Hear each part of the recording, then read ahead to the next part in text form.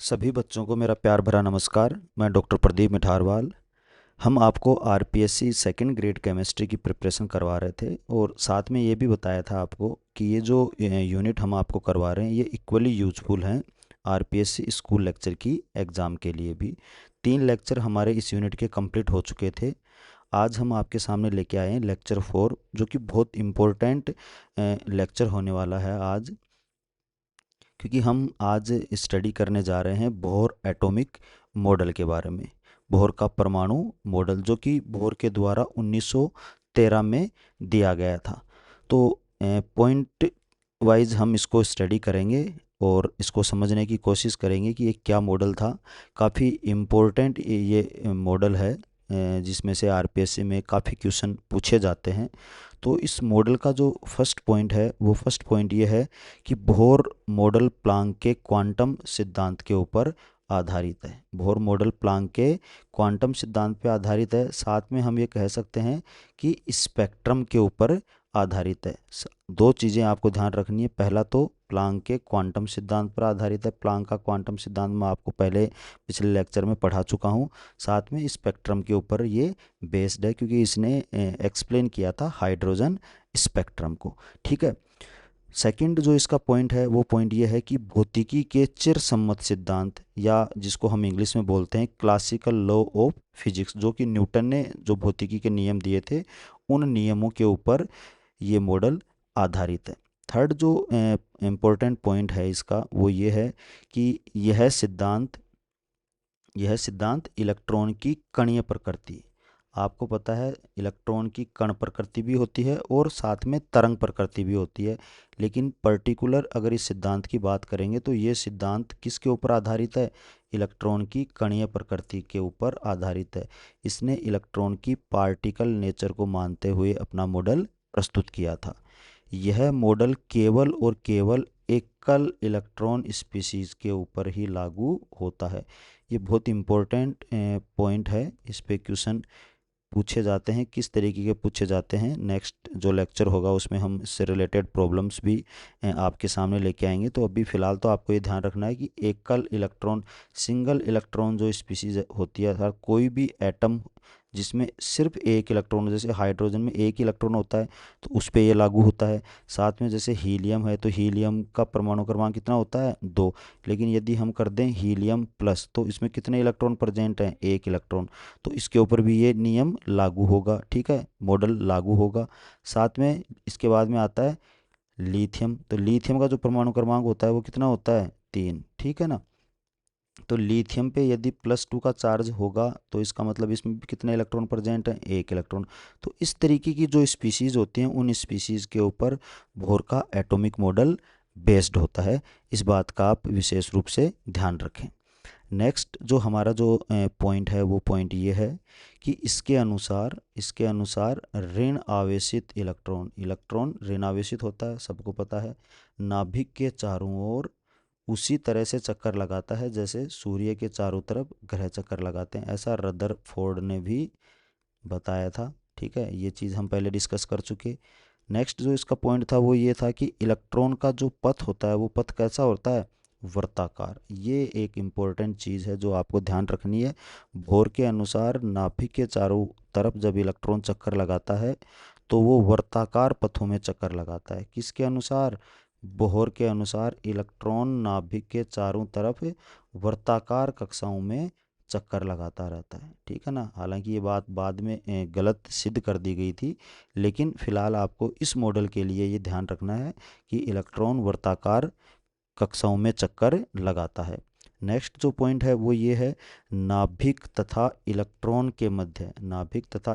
के मध्य लगने वाला आकर्षण बल। आपको पता है पॉजिटिव चार्ज और नेगेटिव चार्ज के बीच में अट्रैक्शन फोर्स होगा, तो दोनों के बीच में लगने वाला आकर्षण बल, जिसको क्या नाम दे दिया जाता है? कूलाम्बीय बल। ठीक है ना। एक इलेक्ट्रोस्टैटिक फोर्स दोनों के बीच में वर्क करता है, न्यूक्लियस और इलेक्ट्रॉन के बीच में। तो इलेक्ट्रॉन पर लगने वाला अपकेंद्रीय बल, सेंट्रीफ्यूगल फोर्स, ये फोर्स बाहर की तरफ कार्य करता है, दोनों बल एक दूसरे के बराबर होते हैं।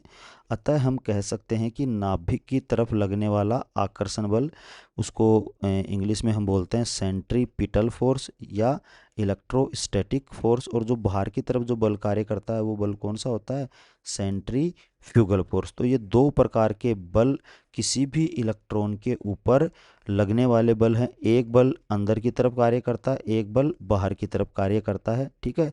तो दोनों जो बल होते हैं वो किस तरीके से कार्य करते हैं, इसको हमने डायग्राम के माध्यम से हम आपको समझा रहे हैं। एक ये डायग्राम आपके सामने है, देखिए ये न्यूक्लियस है, ठीक है। ये न्यूक्लियस है जिसके ऊपर पॉजिटिव चार्ज है प्रोटॉन के कारण। यहाँ पे ये इलेक्ट्रॉन की पोजीशन दिखा रखी है। तो इस पे दो प्रकार के बल कार्य कर रहे हैं। एक बल ये जो न्यूक्लियस की तरफ वर्क कर रहा है, इसको हमने नाम दे दिया F1। दूसरा जो बल होता है वो बाहर की तरफ कार्य करता है, इसको हमने नाम दे दिया F2, ठीक है। और ये जो F1 है ये सेंट्रीपिटल फोर्स होता है, जिसकी वैल्यू क्या होती है, F1 equal to KQ1Q2 upon are square, या इसको हम इलेक्ट्रोस्टैटिक फोर्स भी बोल देते हैं, क्योंकि दो चार्ज्ड पार्टिकल के बीच में किसी भी प्रकार का बल लगता है तो हम इसको इलेक्ट्रोस्टैटिक फोर्स के नाम से जानते हैं। तो ये हो गया। जो F2 है वो सेंट्रीफ्यूगल फोर्स है। इस F2 की जो वैल्यू होती है वो होती है mv² अपॉन आर। तो ये दो प्रकार के बल कार्य करते हैं, और ये आर यहाँ पे न्यूक्लियस से इलेक्ट्रॉन के बीच की जो डिस्टेंस है उस डिस्टेंस को हमने क्या नाम दिया है, आर, रेडियस। तो ये इसकी क्या होती है, रेडियस होती है, ठीक है। दोनों बल एक दूसरे के बराबर तथा विपरीत दिशा में कार्य करते हैं, इसलिए हमने यहाँ पे लिख दिया F1 इक्वल टू F2। और विपरीत दिशा में अपोजिट डायरेक्शन में वर्क करते हैं, इसलिए हमने यहाँ पे किसका साइन लगा दिया, माइनस का साइन लगा दिया।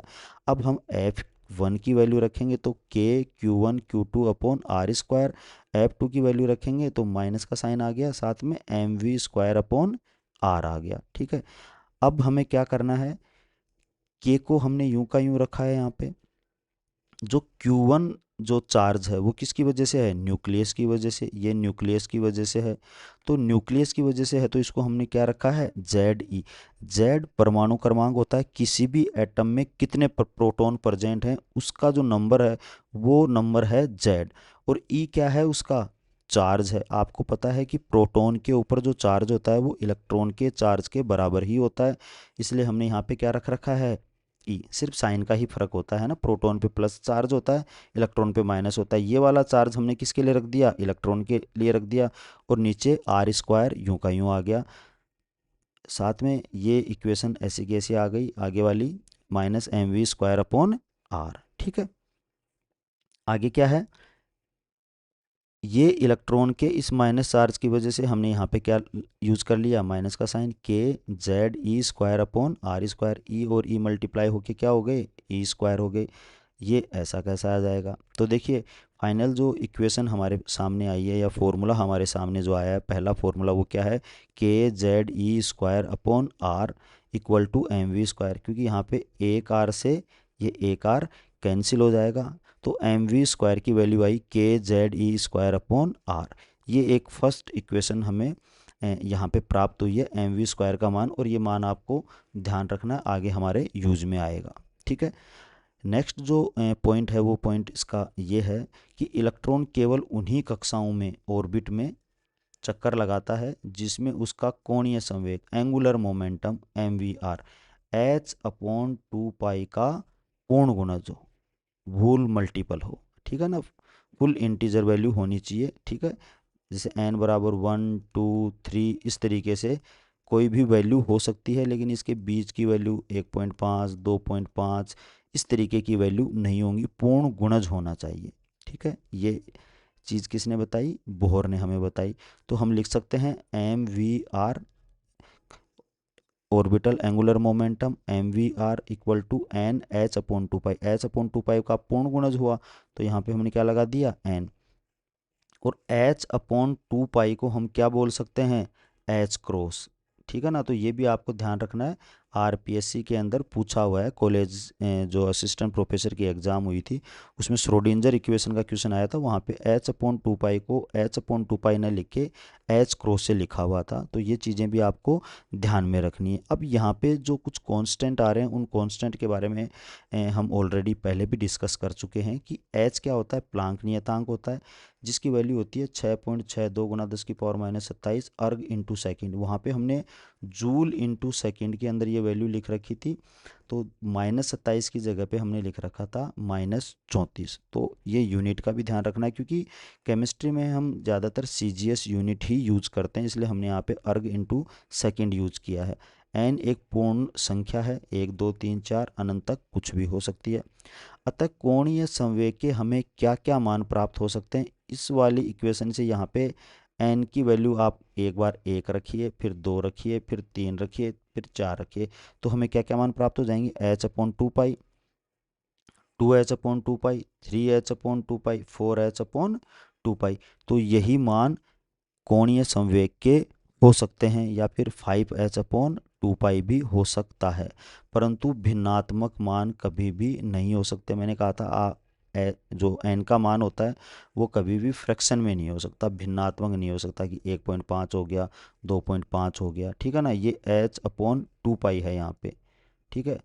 अभी आप पे एक चीज़ देखिए, यहाँ पे 3 है और यहाँ पे क्या है 2। जब 3 को 2 से डिवाइड करेंगे तो 1.5 आएगा। तो इसका मतलब आप ये न मान लें कि ये तो फ्रैक्शन में आ रही है यहाँ पे वैल्यू, लेकिन ध्यान रखना ये फ्रैक्शन में नहीं है, क्योंकि ये इसको जब 3 को 2 से डिवाइड करोगे तो जो साइड में जो काउंटर पार्ट बचता है वो सिर्फ h/पाई है, जबकि हमें लेना क्या है h/2 h/2 का पूर्ण गुणज होना चाहिए। इस बात का आपको ध्यान में रखना है। और ये जो MVR आया, ये MVR कहाँ से आया, आप फिजिक्स में पढ़ते हो, कोणीय संवेग का जो फॉर्मूला होता है वो होता है I ओमेगा।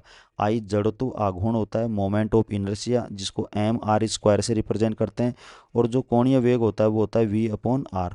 तो एक आर से एक आर ये कट जाएगा, तो क्या बच गया हमारे पास में MVR। तो ये कोणीय संवेग का फॉर्मूला कहाँ से आया, ये मैंने एक छोटा सा हिंट आपके लिए यहाँ पे आपको बता दिया, तो आप इसको ध्यान में रख सकते हैं।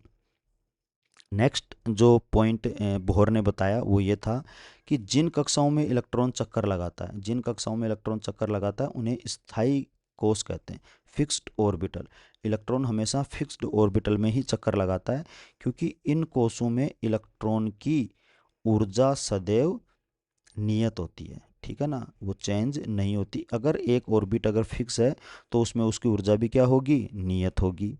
नेक्स्ट पॉइंट जो बोहर ने बताया वो था कि प्रत्येक स्थायी कक्ष से निश्चित ऊर्जा संबंधित होती है, वही फिक्स्ड एनर्जी संबंधित होती है।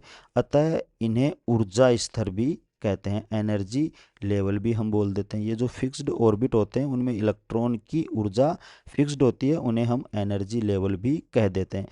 या फिर इन्हें हम KLMNO से भी रिप्रेजेंट कर सकते हैं, या फिर 1 2 3 4 5 से भी प्रदर्शित कर सकते हैं। डायग्राम के माध्यम से आप समझ सकते हैं कि ये यहाँ पे न्यूक्लियस है, ये first orbit, second, third, fourth और फिफ्थ इस तरीके से होते हैं, जिसको हमने 1 2 3 4 और 5 नाम दिया है, या फिर KLMNO नाम भी दे सकते हैं। तो ये ऐसे इनफाइनाइट तक ये चलता रहता है, ठीक है ना।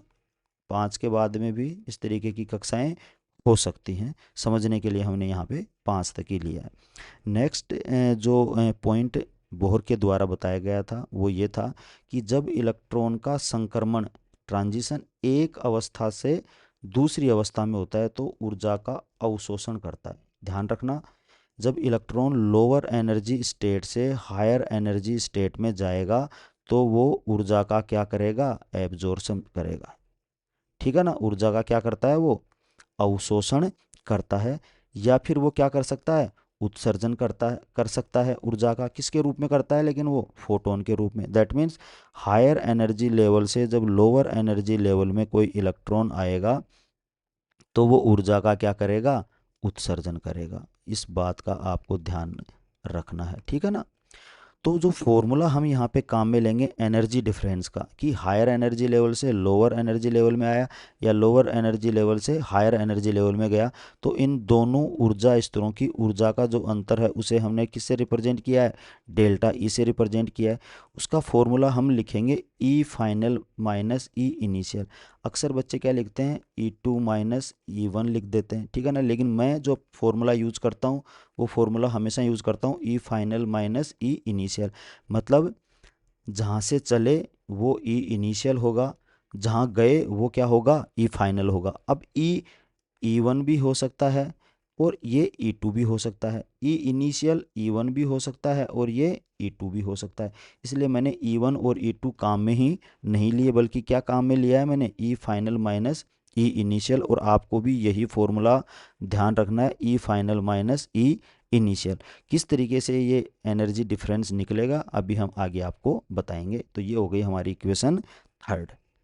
नेक्स्ट पॉइंट जो बोहर मॉडल में बताया गया वो ये था कि जब इलेक्ट्रॉन निम्न अवस्था लोअर एनर्जी से उच्च अवस्था हायर एनर्जी में जाता है तो ऊर्जा का अवशोषण, तथा जब उच्च ऊर्जा अवस्था से निम्न ऊर्जा अवस्था में लोअर एनर्जी में आता है तो ऊर्जा का उत्सर्जन होता है। ये मैं आपको बता चुका हूँ, ठीक है। तो इस बात का आप ध्यान रखना। अभी एक डायग्राम आपके लिए बनाया है मैंने, जिससे आपको ये चीज़ बिल्कुल क्लियर समझ में आ जाएगी। पहला जो डायग्राम है, इधर वाला डायग्राम, इस डायग्राम को आप एक बार देखिए। न्यूक्लियस बना रखा है और दो एनर्जी लेवल बना रखे हैं मैंने, E1 और E2, ठीक है। यहाँ पे इलेक्ट्रॉन प्रेजेंट है, ये वाला है हमारे पास में इलेक्ट्रॉन, और ये अभी लोअर एनर्जी स्टेट में है या ग्राउंड स्टेट में, क्योंकि E1 को हम क्या बोलते हैं, ग्राउंड स्टेट। इसके अलावा जितनी भी स्टेट होती हैं वो सारी की सारी एक्साइटेड स्टेट होती हैं, E2 हो, E3 हो, E4 हो, ठीक है। इसके बारे में भी हम नए जो नेक्स्ट लेक्चर है उस नेक्स्ट लेक्चर में क्वांटीकरण से संबंधित जो विभिन्न पद पढ़ेंगे उसमें इस चीज़ को डिस्कस करेंगे। तो इलेक्ट्रॉन देखो लोअर एनर्जी स्टेट से जब हायर एनर्जी स्टेट में जाएगा तो फोटोन के रूप में ऊर्जा का क्या करेगा, वो अवशोषण। क्योंकि जब एनर्जी का अवशोषण होगा, एब्जॉर्प्शन होगा, तभी तो वो लोअर एनर्जी से हायर एनर्जी स्टेट के अंदर जाएगा। तो ये हायर एनर्जी लेवल है हमारा E2। यहाँ पे इलेक्ट्रॉन पहुंच गया, देखो ये आ गया हायर एनर्जी स्टेट में। आप सेकंड वाले जो डायग्राम है इस डायग्राम की तरफ ध्यान दीजिए। तो सेकंड डायग्राम में देखो इलेक्ट्रॉन कहाँ पे पहुंच गया, हायर एनर्जी लेवल में। अब हायर एनर्जी लेवल में इलेक्ट्रॉन स्टेबल नहीं होता है, तो वो स्टेबल होने के लिए वापस कहाँ पे आता है, लोअर एनर्जी लेवल में आता है। और जब लोअर एनर्जी लेवल में जब इलेक्ट्रॉन आएगा तो जिन विकिरणों का उसने अवशोषण किया था उन्हीं को क्या करेगा, वो वापस उत्सर्जित करेगा। और उत्सर्जित किस रूप में करेगा, वही फोटोन के रूप में उत्सर्जित करेगा। और दोनों की ऊर्जाएं भी क्या होंगी, बराबर होंगी। सिर्फ साइन चेंज हो जाएगा। समझ में आई नहीं आई बात, सिर्फ क्या चेंज हो जाएगा, साइन चेंज हो जाएगा। तो ये डायग्राम हो गया। अब देखिए हम क्या निकालेंगे, एनर्जी का डिफरेंस निकालेंगे, डेल्टा ई। तो यहाँ पे लिखा है मैंने E final minus E initial. Electron चला कहाँ से था, यहाँ से, तो ये इसकी इनिशियल स्टेट हो गई E1। गया कहाँ पर, E2 में, तो ये इसकी हो गई फाइनल स्टेट। तो एनर्जी का डिफरेंस होगा ई फाइनल माइनस ई इनिशियल। तो फिर हम लिखेंगे E2 माइनस E1। फॉर्मूला हमें यही ध्यान रखना है, कहाँ से चला कहाँ गया, उसके हिसाब से फिर हम क्या लिखेंगे, इनिशियल और फाइनल स्टेट की एनर्जी का डिफरेंस। इससे हमारा क्वेश्चन कभी गलत नहीं होगा। ऐसे ही यहाँ पे इलेक्ट्रॉन चला कहाँ से, यहाँ से, गया कहाँ पे, यहाँ पे। तो इनिशियल स्टेट कौन सी हो गई, E2, और फाइनल कौन सी हो गई, E1। तो देखो ई फाइनल माइनस ई इनिशियल, तो यहाँ पे आ गया E1 माइनस E2। तो ये जो कॉन्सेप्ट है, ये कॉन्सेप्ट आपको ध्यान रखना है। न्यूमेरिकल क्वेश्चन इसके ऊपर पूछे जाते हैं, ठीक है। एनर्जी का मान नेगेटिव के अंदर होता है, ये भी हम आगे डिस्कस करेंगे। तो इसके हिसाब से यहाँ पे जो डिफरेंस आएगा, यहाँ पे प्लस का साइन आएगा, यहाँ पे माइनस का साइन आएगा। अवशोषण की ऊर्जा धनात्मक और उत्सर्जन की ऊर्जा ऋणात्मक होती है। इसको भी हम आगे डिस्कस करेंगे, ठीक है ना। स्टेप बाय स्टेप हम एक एक चीज़ को समझते चलेंगे। कहीं पे भी किसी भी प्रकार का कोई कन्फ्यूज़न नहीं रहेगा। न्यूमेरिकल प्रॉब्लम भी हम सोल्व करेंगे, उससे आपके कॉन्सेप्ट और भी क्लियर हो जाएंगे। तो यहाँ पे एक नोट आपको ध्यान रखना है। पहला नोट, n बराबर 1 है उसको मूल अवस्था बोलते हैं। उसको क्या बोलते हैं, मूल अवस्था, ग्राउंड स्टेट। और मूल अवस्था के अलावा जितनी भी अवस्थाएं होती हैं, मतलब n इज ग्रेटर देन 1 अगर है तो उन सभी अवस्थाओं को हम क्या बोलेंगे, एक्साइटेड स्टेट, ठीक है। अवशोषण की ऊर्जा धनात्मक होती है और उत्सर्जन की ऊर्जा ऋणात्मक होती है। इस बात का भी आपको ध्यान रखना है। बोहर मॉडल में इलेक्ट्रॉन की ऊर्जा क्वांटीकृत होती है, बहुत ही इंपॉर्टेंट पॉइंट है। बोहर मॉडल में ऊर्जा क्या होती है, क्वांटीकृत। क्वांटाइज्ड होती है एनर्जी। इस क्वांटाइज्ड का मतलब होता है fixed amount of energy. Quantized का मतलब क्या होता है? Fixed amount of energy. ठीक है ना। एक निश्चित मात्रा में जब ऊर्जा किसी इलेक्ट्रॉन को दी जाएगी तो ही वो लोअर एनर्जी लेवल से हायर एनर्जी लेवल में जाएगा या फिर हायर एनर्जी लेवल से लोअर एनर्जी लेवल में जाएगा। अगर उससे कम या ज़्यादा ऊर्जा उसको दी जाती है तो वो कभी भी संक्रमण नहीं करेगा। इस बात का आपको ध्यान रखना है। ऐसा नहीं जैसे एक एनर्जी लेवल से दूसरे एनर्जी लेवल में जाने के लिए मान लो 5 इलेक्ट्रॉन वोल्ट एनर्जी की रिक्वायरमेंट है और आपने इसको 4.5 electron volt, even 4.9 electron volt energy भी अगर दे दी तो इलेक्ट्रॉन यहीं रहेगा, यहीं पे। ऐसा नहीं कि इलेक्ट्रॉन की पास में नेक्स्ट एनर्जी लेवल के पास में जाके यहाँ पे चला जाएगा, ऐसा नहीं होगा। वो तब तक नहीं जाएगा हायर एनर्जी लेवल में जब तक उसको ये फिक्स्ड अमाउंट ऑफ एनर्जी नहीं दे दी जाती। इसका सीधा सा मतलब होता है कि एनर्जी क्या है? क्वांटाइज्ड है। ये तो बोहर की क्या हो गई? थ्योरी हो गई। इसके बाद में हम देखेंगे बोहर मॉडल की जो एप्लीकेशन है वो एप्लीकेशन क्या क्या है। तो इसकी जो फर्स्ट जो एप्लीकेशन है वो है कि एटम की स्टेबिलिटी को ये क्या करता है? डिफाइन करता है कि एटम स्टेबल कैसे होता है। ठीक है। जो रदरफोर्ड बता नहीं पाया था कि जो एटम है वो एटम स्टेबल क्यों है, क्योंकि मैक्सवेल ने कहा था कि चार्ज पार्टिकल जो होता है मूवमेंट के दौरान एनर्जी इमिट करता है। तो इलेक्ट्रॉन का पथ क्या होता जाएगा? धीरे धीरे छोटा होता जाएगा और एक समय ऐसा आएगा जब वो नाभिक में समा जाएगा और एटम डिस्ट्रॉय हो जाएगा। लेकिन बोहर ये बताता है कि इलेक्ट्रॉन अपने निश्चित वर्ताकार कक्षाओं में ही चक्कर लगाता रहता है। और वहाँ पे चक्कर क्यों लगाता है? क्योंकि एक बल अंदर की तरफ कार्य करता है, एक बल बाहर की तरफ कार्य करता है। दोनों बल एक दूसरे के बराबर तथा विपरीत दिशा में कार्य करते हैं, इसलिए वो अपने पथ से विचलित नहीं होता। नेक्स्ट जो पॉइंट है वो पॉइंट ये है कि यह मॉडल हाइड्रोजन के लाइन स्पेक्ट्रा की व्याख्या करता है। वेरी इंपॉर्टेंट पॉइंट, हाइड्रोजन के लाइन स्पेक्ट्रा की व्याख्या करता है। रदरफोर्ड मॉडल के अनुसार जो स्पेक्ट्रा आना चाहिए वो सतत स्पेक्ट्रा आता है। ठीक है, आना चाहिए उसके अनुसार सतत स्पेक्ट्रा, लेकिन सतत स्पेक्ट्रा नहीं आता बल्कि डिस्क्रीट होता है स्पेक्ट्रा किसी भी एटम का। और उस स्पेक्ट्रा की जो व्याख्या करता है वो व्याख्या कौन करता है? Bohr model. तो बोहर मॉडल से स्पेक्ट्रा की व्याख्या की जा सकती है किसकी? हाइड्रोजन की। इसको भी हम डिटेल से स्टडी करेंगे। नेक्स्ट जो भी लेक्चर हमारे होंगे उन लेक्चर में इसको अपन बहुत अच्छे से पढ़ेंगे। इस पर भी काफ़ी क्वेश्चन एग्जाम के अंदर पूछे जाते हैं। लाइमन श्रेणी, बाम्र श्रेणी, इस तरीके की चीज़ें आपने 11th क्लास के अंदर पढ़ी होंगी, वही चीज़ें हमें यहाँ आगे डिस्कस करनी है। थर्ड जो इसकी एप्लीकेशन है कि यह मॉडल नाभिक से इलेक्ट्रॉन की दूरी, दैट मीन्स जो रेडियस है उस रेडियस के बारे में बताता है। किसी कक्षा में इलेक्ट्रॉन का वेग, वेलोसिटी क्या है उसके बारे में बताता है। उसकी एनर्जी क्या है उस ऑर्बिट के अंदर उसके बारे में बताता है। रदरफोर्ड भी इन चीज़ों को एक्सप्लेन नहीं कर पाया था, मतलब इलेक्ट्रॉन की प्रॉपर्टी के बारे में कि वो जहाँ है उसकी क्या पोजीशन है, कितनी दूरी पे है न्यूक्लियस से, उसकी वेलोसिटी क्या है, उसकी एनर्जी क्या है, इन सबको ये मॉडल बताता है। लेकिन सिर्फ किसके लिए बताता है? एकल इलेक्ट्रॉन स्पीसीज के लिए ही, हाइड्रोजन, हीलियम +2, लिथियम +3 आदि। उसमें एक ही इलेक्ट्रॉन होना चाहिए, ऐसे ही एटम की व्याख्या करता है। बाकी की व्याख्या ये मॉडल बिल्कुल भी नहीं करता। इस बात का आपको ध्यान रखना। इस पे भी क्वेश्चन बनता है, इस पे भी ऑब्जेक्टिव क्वेश्चन बनता है। कैसा बनेगा वो भी मैं आपको बताऊंगा। ठीक है ना। आया हुआ भी एग्जाम के अंदर क्वेश्चन उस तरीके का, वो क्वेश्चन भी हम डिस्कस करेंगे। तो जो फर्स्ट एप्लीकेशन है वो फर्स्ट एप्लीकेशन देखिए, त्रिज्या की गणना। अभी ऊपर हमने एक दो इक्वेशन पढ़ी थी, उन इक्वेशनों की हेल्प से ही हम क्या करेंगे? रेडियस की कैलकुलेशन करेंगे। ये रेडियस की कैलकुलेशन की जो डेरिवेशन है, ये डेरिवेशन सिर्फ आपका कॉन्सेप्ट क्लियर करने के लिए मैंने दे रखी है यहाँ पे। बाकी आपको फाइनल कौन से फॉर्मूले याद रखने हैं वो फॉर्मूले मैं आपको अभी क्लियर कर दूंगा। ठीक है ना। तो जो डेरिवेशन का जो पार्ट है उस पार्ट के अंदर देखिए ये भी हमने पढ़ रखा है समीकरण 1 से। ऊपर एक इक्वेशन फर्स्ट है, उस इक्वेशन फर्स्ट में देखिए kZe²/r² हमने पढ़ रखा है। ठीक है ना। तो यहाँ से आ गया mv² बराबर kZe²/r। आप इक्वेशन नंबर 1 ऊपर देखना, ये अभी बताया था मैंने आपको, इलेक्ट्रोस्टैटिक फोर्स Q1Q2/r²। ठीक है ना। ये वो इक्वेशन है। तो ये इक्वेशन आपको ध्यान रखनी है। तो यहाँ से mv² की वैल्यू आ गई, mv² को हम इधर रख लेंगे और ये जो के है, इस के की वैल्यू है ना CGS के अंदर 1 होती है, इसलिए इसको हम एक यहाँ पे हटा देंगे। और जो हमारे पास में जो एक फोर्थ इक्वेशन आएगी वो आएगी ZE² अपॉन R। तो mv² की वैल्यू क्या आ गई, ZE²अपॉन R।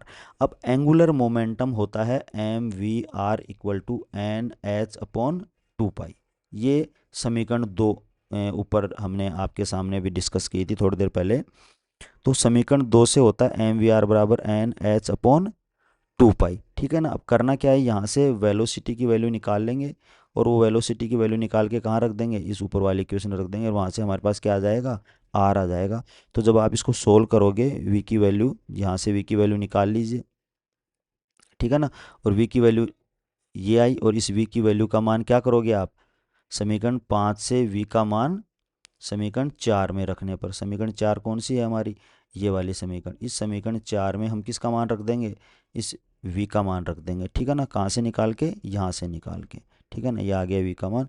ये मान जब आप समीकरण 4 में जब रखोगे तो और सोल्व करोगे उसको, तो जो फाइनल फार्मूला निकल के आएगा वो फाइनल फार्मूला ये आएगा। आप एक बार अपनी रफ कॉपी लेके और उसमें सोल्व करने की कोशिश करना।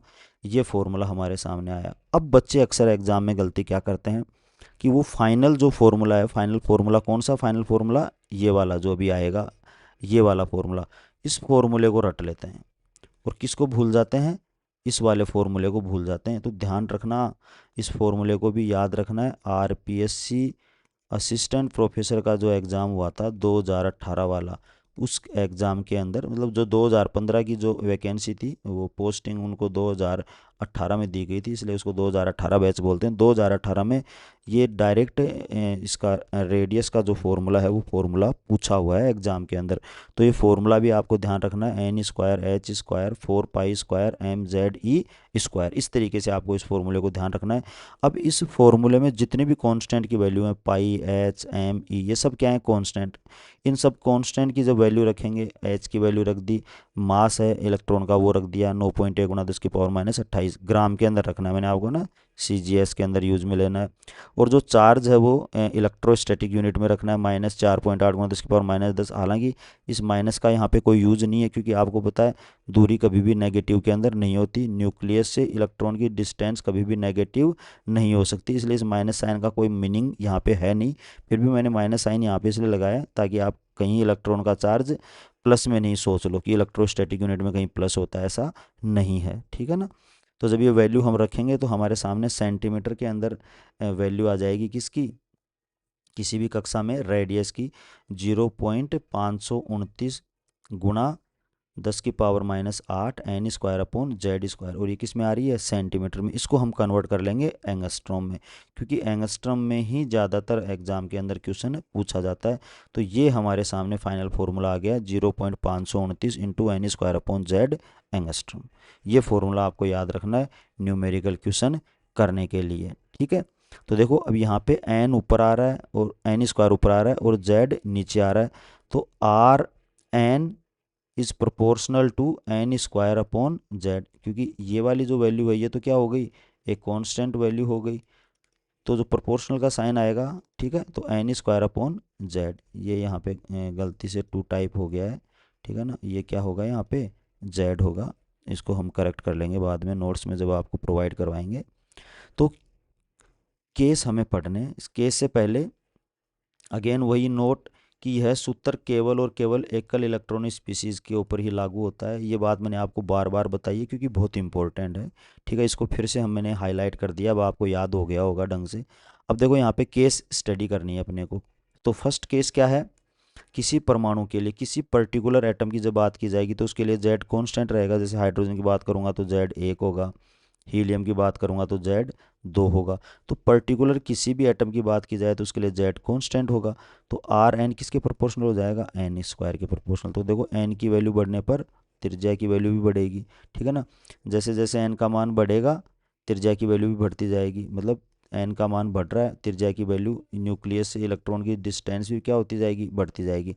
तो r का मान भी बढ़ेगा, अर्थात n का मान बढ़ने पर त्रिज्या का मान बढ़ता है। तो यहाँ पे ये हमने रख दिया n1 के लिए, n2 के लिए और n3 के लिए। सेकंड जो केस है वो केस क्या है, किसी एक कक्षा में अब किसी एक कक्षा का मतलब एन कांस्टेंट हो गया, एक फिक्स्ड ऑर्बिट की जब बात चल रही है तो एन वहाँ पे क्या हो गया, कांस्टेंट। और अलग अलग अगर एटम हो, किसी फिक्स्ड ऑर्बिट में बात करनी हो, तो जेड का मान इंक्रीज होने पर त्रिज्या का मान क्या हो जाता है, डिक्रीज हो जाता है। इसके जो न्यूमेरिकल है वो न्यूमेरिकल भी हम देखेंगे। जैसे मान लो हाइड्रोजन के लिए बात की जाए दूसरी कक्षा में, और हीलियम के लिए भी बात की जाए किसमें, दूसरी कक्षा में। हाइड्रोजन के लिए दूसरी में, और हीलियम प्लस के लिए एकल इलेक्ट्रॉन स्पीशीज है तो इसके लिए भी दूसरी कक्षा में। तो त्रिज्या की स्थिति क्या होगी, जिसका जेड ज़्यादा होगा उसकी त्रिज्या क्या होगी, कम। तो हीलियम प्लस की जो रेडियस है वो किससे, हाइड्रोजन से कम होगी। ये बात अपने को ध्यान में रखनी है, इसका मीनिंग सीधा सा ये है। तो देखिए, अर्थात z का मान बढ़ने पर त्रिज्या का मान घटता है जब n क्या हो, कांस्टेंट। जब n का मान क्या होगा, कांस्टेंट। तो देखो, हाइड्रोजन के लिए सबसे ज़्यादा, फिर हीलियम के लिए कम, फिर लिथियम प्लस 2 के लिए कम, और बेरिलियम प्लस 3 के लिए और कम। z बराबर 1 2 3 और 4, z का मान बढ़ रहा है तो आर एन क्या हो जाएगा, डिक्रीज हो जाएगा। इस बात का आपको ध्यान रखना है। अब कुछ न्यूमेरिकल क्वेश्चन हैं इम्पोर्टेंट, जो भी हमने पढ़ा है उसके ऊपर बेस्ड है। 20 क्वेश्चन डिस्कस कर रहे हैं, 19 क्वेश्चन हम ऑलरेडी डिस्कस कर चुके हैं।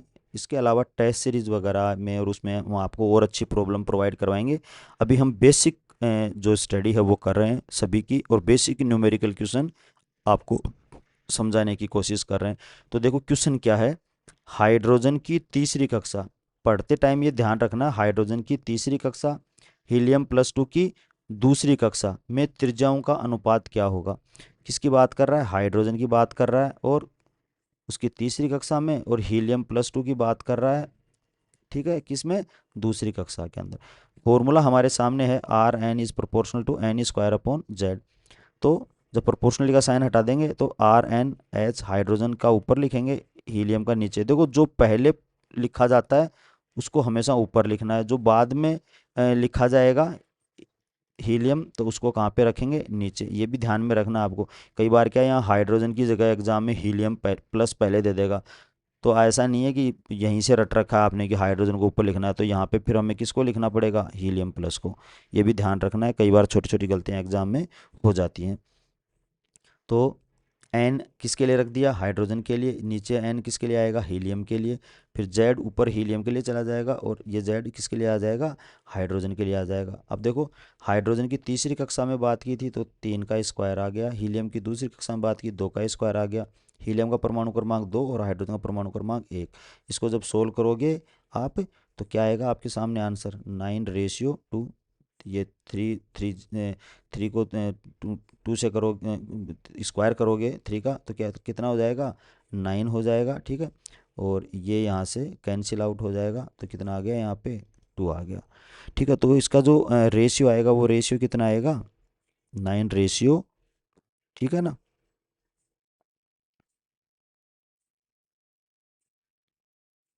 नेक्स्ट जो पॉइंट है वो आपको ध्यान रखना। देखो स्टार लगा रखे हैं मैंने, ये बहुत इंपॉर्टेंट फार्मूले हैं, और ये आपको इस तरीके के फार्मूले बुक्स में नहीं दिखेंगे। ये फार्मूले बनाए हुए हैं न्यूमेरिकल और या फिर कोई भी क्वेश्चन है उसको तेज़ी से सोल्व करने के लिए। किसी भी परमाणु के लिए nवीं कक्षा की त्रिज्या की यदि बात चल रही है, किसी परमाणु की nवीं कक्षा की त्रिज्या की यदि बात चल रही है, तो हमें वो त्रिज्या कैसे निकालनी है, मतलब किसी परमाणु की nवीं कक्षा में त्रिज्या निकालनी है तो क्या करना है, उसी परमाणु, जिस परमाणु की बात करें, जैसे मान लो हाइड्रोजन की बात कर रहे हैं तो यहाँ हाइड्रोजन की बात करेंगे।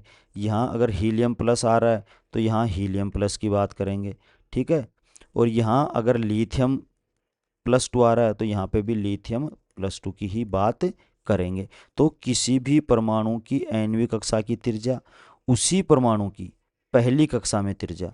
तो देखो यहाँ पे आर एन किसी परमाणु की nवीं कक्षा में त्रिज्या, तो उसी परमाणु की पहली कक्षा में त्रिज्या इंटू एन स्क्वायर, ये आ गया यहाँ पे एन स्क्वायर। अब आपको किसी परमाणु की nवीं कक्षा में मान लो त्रिज्या पूछे तो आप आराम से निकाल सकते हो, उस परमाणु की पहली कक्षा में त्रिज्या निकाल लो और उसको उस कक्षा से क्या कर दो, जिस कक्षा में पूछा है। जिस कक्षा, जैसे 5वीं कक्षा की त्रिज्या के बारे में पूछ रहा है तो पहली कक्षा की त्रिज्या को उस कक्षा के स्क्वायर से क्या कर दो, मल्टीप्लाई कर दो, तो उसमें त्रिज्या आ जाएगी, ठीक है। तो ये फॉर्मूला याद रखना है, इसके न्यूमेरिकल करवाऊंगा बाद में। हाइड्रोजन परमाणु के लिए बोर त्रिज्या क्या होती है? 0.529 एंगस्ट्रॉम। ठीक है ना, बोर परमाणु, वो सॉरी हाइड्रोजन परमाणु के लिए बोर त्रिज्या। ठीक है, हाइड्रोजन के अंदर आपको पता है n बराबर 1 ही होता है। ठीक है, और z कितना होता है इसका? 1 होता है। तो जब फॉर्मूला हम जो है हमारा 0.529 into n square upon z, तो n की वैल्यू और z की वैल्यू दोनों क्या हो जाएंगी? 1। तो आंसर क्या आएगा? 0.529 एंगस्ट्रॉम। इसको जब पिकोमीटर में चेंज करेंगे तो कितना आएगा? 52.9 पिकोमीटर। आरपीएससी पॉलीटेक्निक एग्ज़ाम हुई थी टेक्निकल एजुकेशन की 2011 में, उसमें ये क्वेश्चन पूछा गया था। हालांकि वो क्वेश्चन बोनस में चला गया था, क्योंकि उसमें ये जो पॉइंट था, ये पॉइंट लगाने में कहीं गड़बड़ कर दी उन्होंने। ठीक है ना, तो वो बोनस हो गया था, लेकिन ये क्वेश्चन एग्ज़ाम के अंदर पूछा था। तो ये वैल्यू आपको ध्यान रखनी है पिकोमीटर के अंदर। नेक्स्ट जो न्यूमेरिकल है वो अगेन बहुत अच्छा न्यूमेरिकल है, कि हाइड्रोजन परमाणु में विस्फोट हो गया और उस विस्फोट के दौरान इलेक्ट्रॉन 13.2 एंगस्ट्रॉम त्रिज्या वाली कक्षा में चक्कर लगाने लग गया। तो बताओ इलेक्ट्रॉन कौन सी कक्षा में उपस्थित है? न्यूमेरिकल को देख के जो फॉर्मूले हैं हमारे, फॉर्मूले लगा के हम आराम से आंसर इसका नहीं निकाल सकते। लेकिन हमने जो भी आपको जो अभी ऊपर जो फॉर्मूला बताया, कौन सा फॉर्मूला? ये वाला फॉर्मूला। इस फॉर्मूले से आप आसानी से इस न्यूमेरिकल को क्या कर सकते हो? सोल्व कर सकते हो। जैसे कैसे? किसी एनवी कक्षा के अंदर त्रिज्या दे दी, ये देखो एनवी कक्षा की त्रिज्या दे रखी है, तो आर एन दे रखा है हमें 13.2 एंगस्ट्रॉम, ये क्वेश्चन में दे दिया गया आपको। अब हाइड्रोजन की जब बात चल रही है, तो हाइड्रोजन की पहली कक्षा में त्रिज्या आपको पता है कितनी होती है? 0.529, अभी बता दी मैंने। आर एन आपको दे दिया 13.2। तो बताओ कौन सी कक्षा में चक्कर लगा रहा था? एन का मान निकालना है, तो एन का मान यहाँ से आसानी से ज्ञात किया जा सकता है। एन स्क्वायर 25 आएगा, तो एन का मान कितना आ जाएगा? 5 आ जाएगा। ये लो आराम से निकल गया आंसर, कोई दिक्कत नहीं है। ठीक है, नेक्स्ट जो इसकी एप्लीकेशन है वो ये है कि इससे इलेक्ट्रॉन की वेलोसिटी को कैलकुलेट किया जा सकता है। वेलोसिटी को कैसे कैलकुलेट करेंगे? एंगुलर मोमेंटम के फॉर्मूले से हमने किसको निकाल लिया? वी को निकाल लिया। और यहाँ पे देखो क्या आ रहा है? आर आ रहा है। एम वी आर बराबर एन एच अपॉन 2 पाई, यहाँ से वी निकाल लिया आपने, और ये आ गया एन एच अपॉन 2 पाई एम आर। अब इस आर की जगह पे हम किसका फॉर्मूला रख देंगे? रेडियस का, जो हमने अभी ऊपर जो कैलकुलेट किया था, मेन जो फॉर्मूला था, वो जब फॉर्मूला से जब आर का मान यहाँ रखेंगे, कौन सी इक्वेशन थी वो? समीकरण 6। एक बार ऊपर देख लेना आप, समीकरण 6 से आर का मान इस समीकरण में रखेंगे तो हमारे सामने वेलोसिटी का मान आ जाएगा। अगेन ये वाला फॉर्मूला भी आपको फुल याद रखना है। ठीक है ना, फाइनल फॉर्मूले के अलावा ये मेन फॉर्मूले भी आपको ध्यान रखने हैं, है ना। 4 पाई स्क्वायर एन स्क्वायर वाला जो आपको करवाया है मैंने, ठीक है ना, वो फॉर्मूला आपको ध्यान रखना है। एक बार फिर से मैं आपको दिखा देता हूँ कि वो कौन सा फॉर्मूला था आपका, ताकि आपको ध्यान रहे। ये रहा, ये वाला फॉर्मूला, आर का मान N square H square upon 4 pi square M Z E square. इस वाले फॉर्मूले से आर का मान आपको कहाँ रखना है? एम वी आर बराबर एन एच अपॉन 2 पाई के अंदर ये आर की जगह रखना है। तो इससे आपके पास में ये फॉर्मूला निकल के आ जाएगा। इसमें भी कांस्टेंट की वैल्यू है, ठीक है, ई है, एच है, 2 पाई, इन सब की वैल्यू रख के जब आप सोल्व करोगे तो जो फाइनल फॉर्मूला आएगा वो आएगा वी बराबर 2.18 गुना 10 की पावर 8 जेड अपॉन एन, और वो है सेंटीमीटर पर सेकंड में। आप इसको मीटर पर सेकंड में भी कैलकुलेट कर सकते हो, ठीक है ना, लेकिन मैंने यहाँ पे जानबूझ के है ना सेंटीमीटर के अंदर ही रख रखा है, एक ही यूनिट में, क्योंकि मीटर को अगर साथ रख देंगे तो फिर वो क्वेश्चन के गलत होने के चांसेस बढ़ जाते हैं। इसलिए हमें यहाँ पे किस में रखना है? सेंटीमीटर के अंदर ही याद रखना है, ताकि गलती की संभावना बिल्कुल भी न रहे। एक यूनिट में याद रखना है, दूसरी यूनिट में जब पूछा जाए तब हमें क्या कर लेना है? उसको कन्वर्ट कर लेना है। सेंटीमीटर को मीटर में कन्वर्ट करना बहुत आसान है, आराम से कर सकते हैं। एक ही यूनिट में याद रखना है, बाकी के लिए कन्वर्जन फैक्टर हमें यूज करने हैं। तो देखिए यहाँ से ये वाली वैल्यू तो क्या हो गई? कांस्टेंट हो गई। तो v इज प्रोपोर्शनल टू क्या हो गया? z upon n. मतलब z का मान बढ़ेगा तो वेलोसिटी का मान बढ़ेगा, n का मान बढ़ेगा तो वेलोसिटी का मान क्या हो जाएगा? घट जाएगा। इसी तरीके से एक फॉर्मूला और बना लिया कि एनवी कक्षा में वेग, जैसे अभी त्रिज्या का निकाला था ना, एनवी कक्षा में त्रिज्या बराबर पहली कक्षा में त्रिज्या इंटू एन स्क्वायर, वैसे ही एनवी कक्षा में वेग, पहली कक्षा में वेग, और उसमें एन से क्या कर दो आप? डिवाइड कर दो। अब याद रखने के लिए कि एन नीचे आएगा ऊपर आएगा, तो देखो ये चीज़ तो यहाँ से क्लियर है कि फॉर्मूले में क्या आ रहा है, एन नीचे आ रहा है। तो देखो यहाँ पे भी एन नीचे आ रहा है, ठीक है ना। और यहाँ पे क्या आ रहा है, V1, वहाँ पे क्या आ रहा था, आर एन बराबर R1 × n², ठीक है ना। क्योंकि त्रिज्या का जो फॉर्मूला था उसमें n²h² ऊपर आ रहा था, नीचे आ रहा है 4π² mze²। तो देखो यहाँ पे n² ऊपर है, तो त्रिज्या के फॉर्मूले में भी देखो n² को क्या कहाँ रख रखा है, ऊपर रख रखा है। ये देखिए, ये रहा n² ऊपर आ रहा है, ठीक है। तो इस तरीके से रटने नहीं है फॉर्मूले, फॉर्मूले समझ के याद करने हैं, भूलोगे नहीं एग्जाम में कभी भी, है ना। तो nवीं कक्षा का वेग निकालना हो तो पहली कक्षा के वेग में n से क्या कर दो, उसको डिवाइड कर दो, तो उस कक्षा में वेलोसिटी आ जाएगी। वही अगर विस्फोट के दौरान अगर nवीं कक्षा में वेग दे रखा है, पहली कक्षा का वेग आप निकाल लोगे, ठीक है। और उस तो कौन सी कक्षा में चक्कर लगा रहा है, तो वहाँ से भी आप n निकाल सकते हो। अब जैसे ये वाला है फॉर्मूला, मान लो हाइड्रोजन के लिए निकालना है, तो हाइड्रोजन के लिए जेड भी 1 हो गया, एन भी 1 हो गया, तो पहली कक्षा में जो वेग होगा वो कितना आएगा उसका, 2.18 × 10⁻⁸ सेंटीमीटर/सेकंड हाइड्रोजन के लिए पहली कक्षा के अंदर वेग आप इस तरीके से निकाल सकते हो। तो ये आ गया यहाँ पे, देखो हाइड्रोजन की पहली कक्षा में इलेक्ट्रॉन का वेग 2.18 × 10⁻⁸ सेंटीमीटर/सेकंड। प्रकाश का वेग कितना होता है, 3 × 10⁻10 सेंटीमीटर/सेकंड। तो जो लाइट की जो वेलोसिटी है वो वेलोसिटी 137 गुना होती है किससे, हाइड्रोजन में के एटम में जो इलेक्ट्रॉन है उसकी वेलोसिटी से 137 गुना। एक और चीज़ इसी से रिलेटेड आपको पहले मैंने बताया था कि जो प्रोटॉन का जो मास होता है वो 1837 गुना होता है इलेक्ट्रॉन के मास से, ठीक है ना, 1837 गुना होता है। तो देखो यहाँ पे भी 37 आ रहा है, तो है ना, तो ये ध्यान रखना है आपको, यहाँ पे कितना आ रहा है, 137 गुना होता है लाइट की वेलोसिटी हाइड्रोजन की पहली कक्षा में इलेक्ट्रॉन की वेलोसिटी से। तो अर्थात प्रकाश का वेग हाइड्रोजन परमाणु की पहली कक्षा में इलेक्ट्रॉन के वेग से 137 गुना होता है। ये बात आपको ध्यान रखनी है, ठीक है ना। तो एग्जाम में ये पूछा जा सकता है, ये वाला क्वेश्चन भी इम्पोर्टेंट क्वेश्चन है। बोर कक्षा में इलेक्ट्रॉन की कुल ऊर्जा की गणना किस तरीके से की जाती है, इसके बारे में अब देख लेते हैं। तो इलेक्ट्रॉन की जो कुल ऊर्जा होती है, टोटल एनर्जी, वो काइनेटिक एनर्जी और पोटेंशियल एनर्जी का क्या होती है, सम होती है।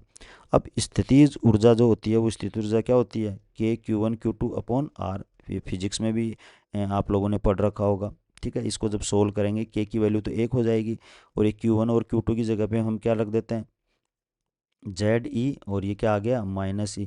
तो देखो क्या आ गया, -ZE²/R है ही, तो R आ गया, के की वैल्यू कितनी होगी, 1। तो ये तो पोटेंशियल एनर्जी। काइनेटिक एनर्जी का फॉर्मूला हर बच्चे को याद रहता है, 12mv² होता है, ये तो सबको पता है, ठीक है ना। लेकिन एक समीकरण ये और ऊपर पढ़ी है हमने, समीकरण नंबर 4 की mv² क्या होता है, ZE²/R। तो ये भी ध्यान रखना है। तो काइनेटिक एनर्जी क्या हो जाएगी, काइनेटिक एनर्जी हो जाएगी ZE²/2R। और ये कितन कौन सी इक्वेशन आ गई हमारे पास में, 14th इक्वेशन आ गई। ये काइनेटिक एनर्जी है, जो mv² का जो मान है ना, ये वाला मान आप कहाँ रख दोगे, यहाँ पे रख दोगे इसके अंदर। और इसमें जब मान रखोगे तो देखो ZE² क्या हो जाएगा, 2R। तो ये आ गया हमारे पास में काइनेटिक एनर्जी। अब टोटल एनर्जी है तो उसमें काइनेटिक एनर्जी और पोटेंशियल एनर्जी की आप वैल्यू पुट कर दो। टोटल एनर्जी ZE²/2R, और ये प्लस, और साथ में किसकी वैल्यू, पोटेंशियल एनर्जी की, -ZE²/R। जब इसको सोल्व करोगे तो क्या आएगा आपके सामने, ZE²/2R plus minus minus ZE²/R। तो EN की जो वैल्यू आएगी वो वैल्यू क्या आ गई, अगेन -ZE²/2R। अब यहाँ पे R का मान रखना है अपने को कौन सा, वो n²h²/4π²mze²। ये वाला मान कहाँ रख दोगे, इस वाली इक्वेशन में रख दोगे। तो एनर्जी की जो इक्वेशन का जो फॉर्मूला है वो फॉर्मूला हमारे पास में हमें मिल जाएगा, और वो क्या होता है, -2π²mz²e⁴n²h², ठीक है। तो देखो यहाँ पे n²h² नीचे आ रहा है एनर्जी के अंदर, और वहाँ पे त्रिज्या में n²h² कहाँ पे आता है, ऊपर आता है, ठीक है। तो ये चीज़ आपको ध्यान में रखनी है इन फॉर्मूलों के लिए। इसमें भी कांस्टेंट की सभी की वैल्यू हम पुट कर देंगे, और फिर इसको क्या करेंगे, इक्वेशन को सोल्व करेंगे। ये वाला फॉर्मूला भी आपको ध्यान रखना है। तो देखो सबसे इंपॉर्टेंट फॉर्मूला कौन सा हो गया, रेडियस का। अगर आप एग्जाम में फॉर्मूला भूल भी जाओ तो रेडियस का यदि फॉर्मूला आपको ध्यान में है तो आप इलेक्ट्रोस्टैटिक फोर्स वाले फॉर्मूले से और MVR वाले फॉर्मूले से इनकी कैलकुलेशन आसानी से कर सकते हो। ठीक है, कांस्टेंट की जब वैल्यू रखेंगे तो ये आएगा -13.6 Z² upon N² electron volt पर एटम। एक एटम की ऊर्जा है, ये ध्यान रखना, इलेक्ट्रॉन वोल्ट पर एटम। एग्जाम में यूनिट भी देख लिया करो, कई बार पहला ऑप्शन ये दे रखा है, दूसरा ऑप्शन चुपके से दे दिया, एटम की जगह पे क्या लिख दिया उसने, मोल। तो ध्यान रखना ये एक एटम की एनर्जी है, मोल की नहीं है। मोल आपको पता है अवगाद्रो संख्या होती है, ठीक है ना, तो उसके लिए अलग कंडीशन हो जाती है। यहाँ पे हम सिर्फ एटम की बात करें, मतलब एक सिंगल एटम की एनर्जी की बात चल रही है। ठीक है, ये हो गया -13.6 Z² अपॉन N²। रेडियस में N² ऊपर आएगा, एनर्जी में N² नीचे आएगा, क्योंकि आपको पता है एन का मान जैसे जैसे बढ़ता है रेडियस का मान भी बढ़ता है, इसलिए उसमें N² ऊपर आता है। यहाँ N² कहाँ पे आएगा, नीचे आएगा। ठीक है, अब देखो ये कुछ कन्वर्जन फैक्टर, हमें जो मान याद रखना है वो तो इलेक्ट्रॉन वोल्ट पर एटम में याद रखना है -13.6 के साथ में। लेकिन यदि एनर्जी किसी दूसरी फॉर्म में पूछी जाए, कैलोरी, इलेक्ट्रॉन वोल्ट, जूल में, तो आप ये कन्वर्जन फैक्टर यूज करते हुए एनर्जी को चेंज कर सकते हो। तो इन एनर्जीज के लिए देखो, एक कैलोरी में 4.2 जूल होते हैं, एक इलेक्ट्रॉन वोल्ट इक्वल टू 1.6 गुना 10⁻⁻19 जूल, और एक जूल में 10⁻7 अर्ग होते हैं। सबसे बड़ी यूनिट कैलोरी की होती है, फिर जूल की, फिर अर्ग की, और फिर इलेक्ट्रॉन वोल्ट की। ये वाला क्वेश्चन भी आरपीएससी के अंदर पूछा हुआ है। यहाँ पे एक और आ जाता है सेंटीमीटर इनवर्स, वो इसलिए यूज़ नहीं किया क्योंकि वो स्पेक्ट्रोस्कोपी में काम में लेते हैं, तो अगर ये भी है तो वो सबसे पीछे आ जाएगा। तो यहाँ तो सबसे छोटी यूनिट क्या है, इलेक्ट्रॉन वोल्ट, लेकिन अगर सेंटीमीटर इनवर्स अगर ऑप्शन में है तो सबसे छोटी यूनिट कौन सी हो जाएगी, सेंटीमीटर इनवर्स, जिसको स्पेक्ट्रोस्कोपी में IR में हम यूज लेते हैं। अब आपके लिए एक होमवर्क है, हालांकि मैंने इसमें सोल्व करके दे रखा है, लेकिन फिर भी आपको घर पे सोल्व करके देखना है। देखिए, अगर एनर्जी का मान पूछा जाए और यहाँ पे x1 लिख रखा है, तो जूल पर एटम के अंदर इस x1 की वैल्यू क्या होगी। इसी तरीके से x2 की वैल्यू निकालनी है किलो जूल पर मोल के अंदर, x3 की वैल्यू निकालनी है अर्ग पर एटम के अंदर, एनर्जी को चेंज करते हुए मूल फॉर्मूले से, है ना। इसी तरीके से x4 की वैल्यू निकालनी है किलो कैलोरी पर मोल के अंदर, और इनके क्या आंसर आएंगे वो आंसर मैंने यहाँ पे लिख दिए हैं, लेकिन आपको खुद को एक बार सोल्व करना है और फिर यहाँ से आप मैच करना कि क्या यही आंसर आपके आ रहे हैं, क्योंकि ये भी एग्जाम में देखो आ सकते हैं। ज़रूरी नहीं है कि हर बार इलेक्ट्रॉन वोल्ट पर एटम के बारे में पूछा जाए, जूल पर एटम में भी पूछ सकता है, अर्ग पर एटम में पूछ सकता है, किलो कैलोरी पर मोल में भी पूछ सकता है, कैलोरी पर मोल में भी पूछ सकता है, किलो जूल पर मोल में भी पूछ सकता है, जूल पर मोल में भी पूछ सकता है। तो ये कन्वर्जन फैक्टर से आप सोल्व कर सकते हैं, एक बार आप कोशिश करना, ठीक है ना। अब देखो हाइड्रोजन की बात करते हैं अपन। हाइड्रोजन परमाणु के लिए जेड की वैल्यू कितनी होती है, 1 होती है। तो EN का जो मान है वो मान कितना आ जाएगा, 13.6 अपॉन N², क्योंकि जेड की वैल्यू तो 1 हो गई, तो ये एनर्जी आ गई इलेक्ट्रॉन वोल्ट में। अब इस एन के मान को हम रखेंगे, एन का मान या 1 हो सकता है, 2 हो सकता है, 3 हो सकता है, 4 हो सकता है, 5 हो सकता है, ठीक है ना। ये मान रखते हुए हमें एनर्जी की वैल्यू कैलकुलेट करनी है। तो एनर्जी की वैल्यू देखो क्या आएगी, यहाँ पे 1 रखोगे तो सीधी सी बात है माइनस में 13.6 इलेक्ट्रॉन वोल्ट आ जाएगी। यहाँ पे 2 रखोगे तो 2 दूनी 4, ठीक है। जब -13.6 को 4 से डिवाइड करोगे तो ये आएगी एनर्जी -3.4। इसी तरीके से फिर आगे आएगी 1.51, माइनस में 0.85 और माइनस में 0.54। तो देखो जैसे जैसे आप ऊपर से नीचे आ रहे हो ना, तो एनर्जी का मान बढ़ रहा है। एनर्जी का मान बढ़ क्यों रहा है, क्योंकि ये एनर्जी किसके अंदर है, नेगेटिव के अंदर। तो न्यूमेरिकल वैल्यू तो कम हो रही है, लेकिन नेगेटिव चार्ज के कारण एनर्जी की वैल्यू इंक्रीज हो रही है। तो जैसे जैसे आप लोअर एनर्जी से हायर एनर्जी लेवल में जाओगे, लोअर एनर्जी लेवल से हायर एनर्जी लेवल में जाओगे, तो एनर्जी का मान इंक्रीज होगा। लेकिन जो उसकी न्यूमेरिकल वैल्यू है, वो न्यूमेरिकल वैल्यू क्या होती है, डिक्रीज होती है। इस बात का आप ध्यान रखना। इसको एक डायग्राम के माध्यम से समझाने की कोशिश हम कर रहे हैं। देखो E1, E2, E3, E4 और E5, देखो ये अंतर देखो धीरे धीरे क्या होता जा रहा है, कम होता जा रहा है, ठीक है ना। अंतर धीरे धीरे कम होता जा रहा है। ये डेल्टा E निकाल लिया। E2 के अंदर एनर्जी कैलकुलेट कर रखी है ऊपर, ठीक है ना। E1 में -13.6 होती है, तो माइनस में 3.4 होती है। इन दोनों का जब आप डिफरेंस निकालोगे तो कितना आएगा, 10.2।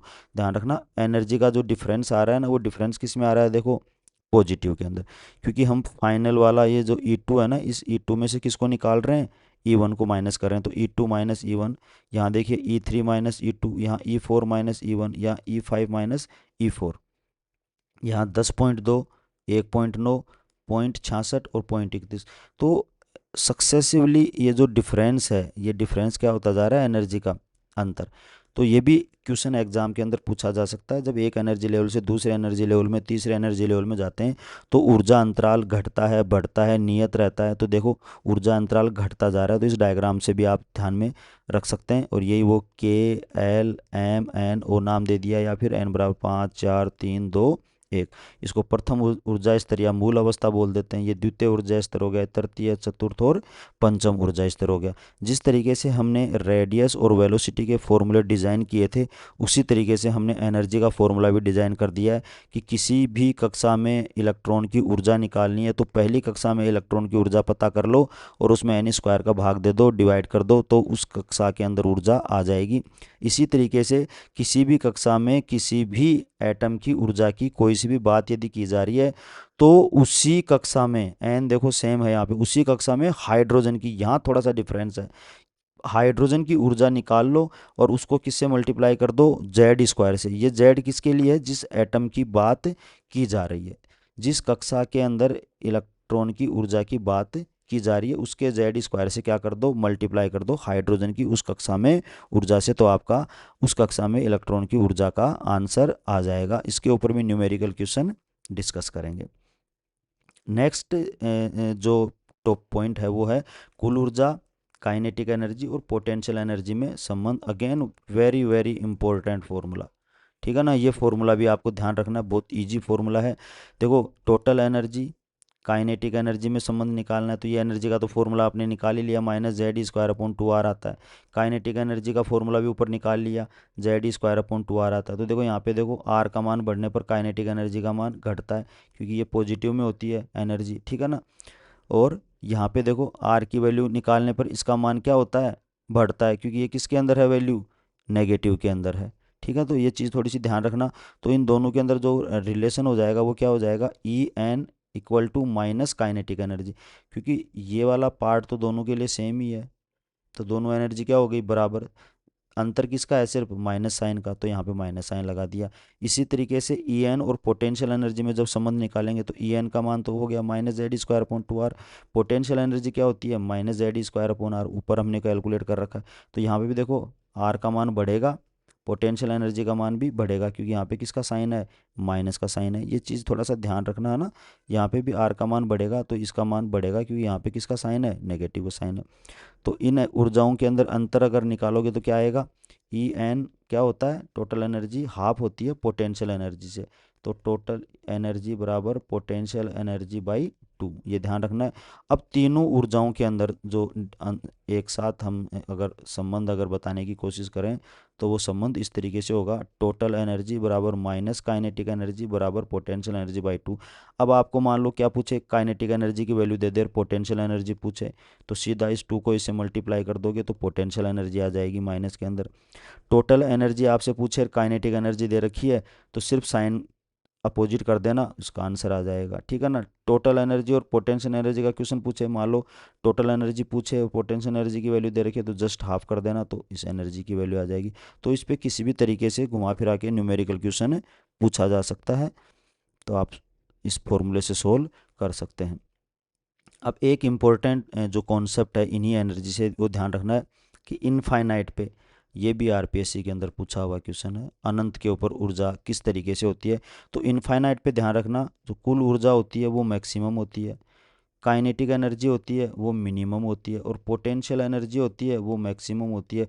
और इन तीनों का मान किसके बराबर हो जाता है, जीरो के बराबर। लेकिन टोटल एनर्जी के लिए बोलेंगे कि वो जीरो अधिकतम होती है, ठीक है ना।